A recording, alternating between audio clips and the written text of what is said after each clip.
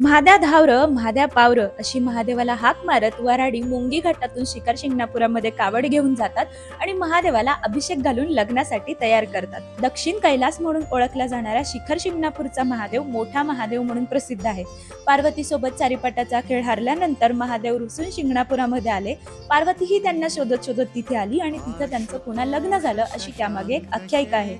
म्हणून दरवर्षी चैत्र शुद्ध अष्टमीला इथे महादेव पार्वतीचं लग्न होतं. गुढीपाडव्याला हळद दळली जाते आणि चैत्र शुद्ध द्वादशीला कावडीतनं आणलेल्या पाण्याने महादेवाला अभिषेक घातला जातो. अष्टमीच्या दिवशी रात्री मराठवाड्यातून येणाऱ्या पागोट्याने महादेव मंदिराचा आणि अमृतेश्वर मंदिराचा कळस बांधला जातो आणि हा असतो महादेवाच्या लग्नाचा आहेर.